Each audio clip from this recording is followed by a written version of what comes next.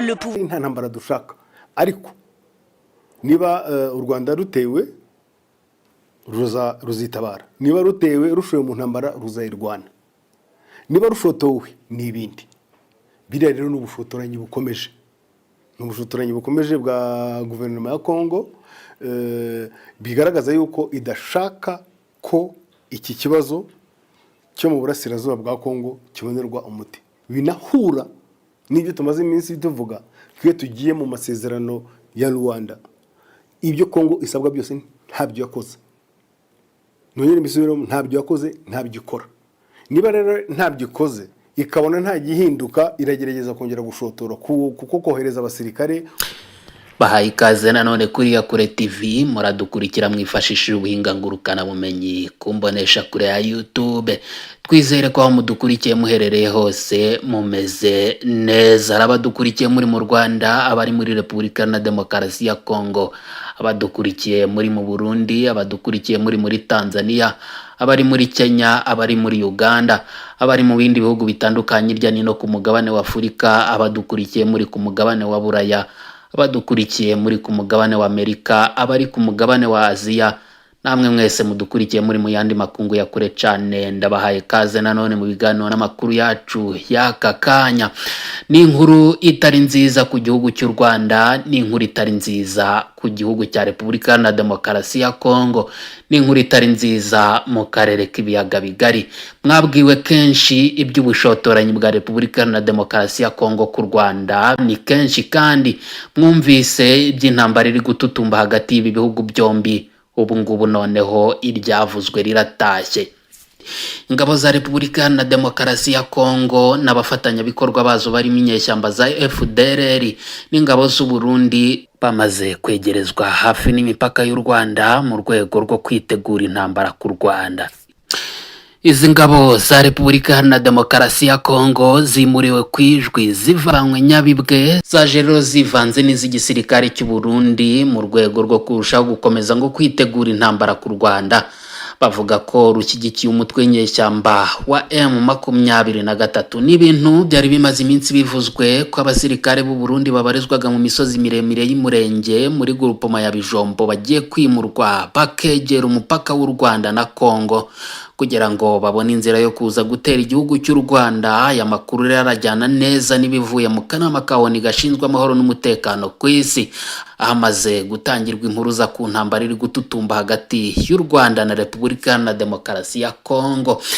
Bwana Huangiziya, intumwa yihariye y'umunyamabanga mukuru w'umuryango w'abibumbye mu karere k'ibiyaga bigari, amaze gutangariza mu kanama kawoni gashinzwe amahoro n'umutekano ku isi ko hari gututumba umwuka w'intambara yeruye hagati y'u Rwanda na Repubulika na Demokarasi ya Kongo. Bwana Ziya atangaje ibinyuma yaho shebuja umunyamabanga mukuru w'umuryango w'abibumbye Antonio Guterres nawe yaraherutse gutanga impuruza muri raporo iheruka gusohoka kubiri kubera mu burasirazuba bwa Repubulika na Demokarasi ya Kongo. Mu magambo ye rero Ziya yagize ati hari ibyago byinshi by'intambara yeruye ishobora kwaduka hagati y'u Rwanda na Repubulika na Demokarasi ya Kongo, bikomeje kwitana ba mwana no gushinjanya gushyigikira imitwe y'inyeshyamba yitwaje intwaro. Ati kandi rwose biragaragara ko nta gisigaye. Bwana Ziya yavuze ko mu mezi 6 ashize ibintu byarushijeho kuba bibi cyane mu rwego rwo kubungabunga amahoro n'umutekano ndetse no kurengera ikiremwa muntu.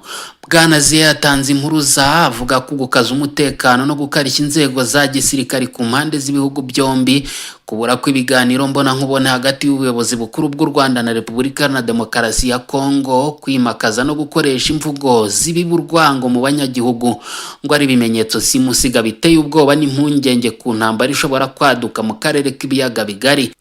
Hagati aho ariko abahagarariye ibihugu mu kanama kawoni gashinzwe amahoro n'umutekano ku isi bahamagariye u Rwanda na Repubulika na Demokarasi ya Kongo kwicarana ku meza amwe y'ibiganiro bagacoca ibibazo bafitanye amazi atararenga inkombe.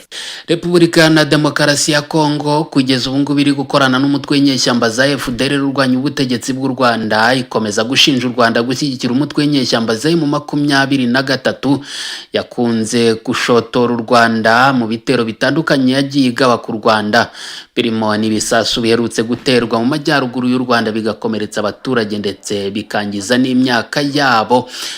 ariko u Rwanda rukirinda gusubiza mu bikorwa, aho rwagiye rutanga abagabo ku bikorwa by'ubushotoranyi bya Repubulika na Demokarasi ya Kongo ko bishobora kuyibyarira amazi nk'ibisusa. Mbibutse yuko Repubulika na Demokarasi ya Kongo ihanganye n'umutwe w'inyeshyamba za M23 yita ko ari abanyarwanda, ndetse igashinja leta y'u Rwanda kuba inyuma y'ibitero bigabwa n'uyu mutwe w'inyeshyamba ukomeje kubica bigacika mu burasirazuba bwa Repubulika na Demokarasi ya Kongo. Nyuma y'agahengerero k'amezi agera kuri 6 muri uku kwezi kw'icumi nibwo imirwano yongeye kubura mu burasirazuba bwa Repubulika na Demokarasi ya Kongo, by'umwihariko mu bice bitandukanye bya teritwari ya Rucuru na Masisi ndetse na za Nyiragongo, aho rero imitwe y'inyeshyamba yibumbiye mu kiswe Wazalendo irwana ku ruhande rwa leta ya Kongo, yose rero ikaba yarihurije hamwe ngo mu rwego rwo kurwanya inyeshyamba za M23. Si ibyo gusa, ahubwo ngo Repubulika na Demokarasi ya Kongo yanahuruje rero abacanshuro baje kurwanya M23. Wazalendo yo rero yiganjemo abarwanyi ba FDLR yakunze kwigamba yuko igiye guhumbahumba umutwe w'inyeshyamba za M23 ikarwana mpaka kugera i Kigali igakuraho ubutegetsi buriho mu Rwanda. Abakurikiranira hafi bya politike bavuga yuko ibibazo by'umutekano muke biri muri Repubulika na Demokarasi ya Kongo bishobora kuzaturika bigakwira mu karere k'ibiyaga bigari, bigateza intambara ikomeye cyane muri aka karere. Hari n'abavuga yuko rero gukorana kwa Repubulika na Demokarasi ya Kongo n'inyeshyamba za FDLR ngo bihatse ikintu gikomeye, by'umwihariko yuko ngo bishobora kubyara intambara ikomeye hagati y'u Rwanda na Repubulika na Demokarasi ya Kongo, kuko ngo bigaragara neza yuko Repubulika na Demokarasi ya Kongo irimo gutegura inyeshyamba za FDLR kugira ngo zitere u Rwanda zifatanyije n'ingabo z'u Burundi ziri muri iki gihugu, Burundi nabwo butabanye neza n'igihugu cy'u Rwanda. Repubulika Iharanira Demokarasi ya Kongo rero irimo kurunda intwaro ziremereye n'abasirikari sinze hafi n'imipaka y'u Rwanda, mu gihe u Rwanda narwo ruryamiye amajanja rwiteguye kwivuna umwanzi uwo ari we wese wahirahira kuvogera imipaka yarwo. Reka mbibutse yuko hashize imyaka irenga 30 mu burasirazuba bwa Repubulika na Demokarasi ya Kongo hari ibibazo by'umutekano mukeya. Repubulika na Demokarasi ya Kongo ishinja u Rwanda gushyigikira umutwe w'inyeshyamba za M23, u Rwanda narwo rugashinja Repubulika na Demokarasi ya Kongo gukorana n'umutwe w'inyeshyamba za FDLR wasize uhekuye u Rwanda mu mwaka w'1994. Kurwana kwa FDLR n'inyeshyamba za M23 harababona ko ari u Rwanda na Repubulika na Demokarasi ya Kongo. Ndagushimiye wahisemo kubana natwe ngaha kuri Yakure TV, twizere ko rero mwakoze subscribe, ariko niba utarakora subscribe umanuka hasi video urabanditse iryo jambo ufyonde ko niwaheza gufyonda kufyonde no kandi kantu karibuze mu ruhande rwawe rw'iburyo kameze nk'inzogera, kugira ngo tujye tubana mu makuru yacu umunsi ku wundi, baguhereza notification kumenyesha yuko hari amakuru mashyashya dushyize ku rubuga.